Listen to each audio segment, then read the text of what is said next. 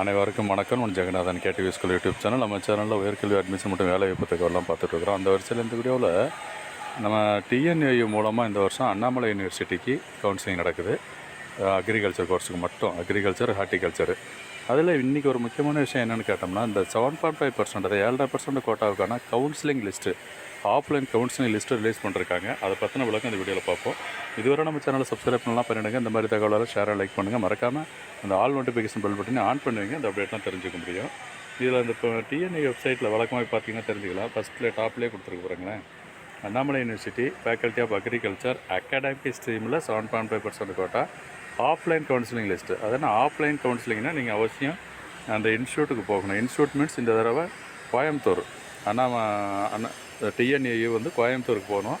அண்ணா auditorium அப்படிங்கிறது. இந்த இன்ஸ்ட்ரக்ஷன்லாம் எங்கே தெரிஞ்சுக்கிறது அப்படின்னு சொன்னால், உங்களுக்கு எஸ்எம்எஸ், இமெயில் வந்திருக்கும். வெரிஃபை பண்ணி பாருங்கள். இது அஃபிஷியல் வெப்சைட்டில் ரிலீஸ் ஆனது.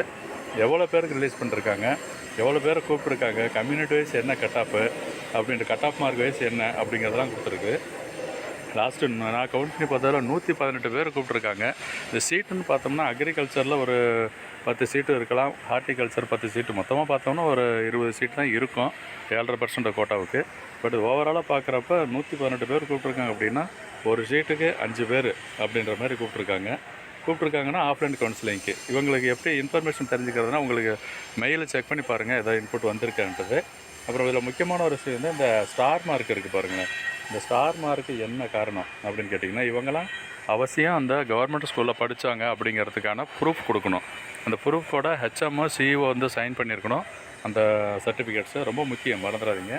இதுதான் முக்கியமான தகவலை ஷேர் பண்ணிக்கலாம். இது சப்போஸ் நீங்கள் அந்த 7.5% கோட்டாவுக்கு 6 to 12 கவர்மெண்ட் ஸ்கூலில் படித்த சர்டிஃபிகேட் கொடுக்கலன்னா எலிஜிபிலிட்டி கிடையாது, காமனாக போட்டுருவாங்க. ஓகேங்களா?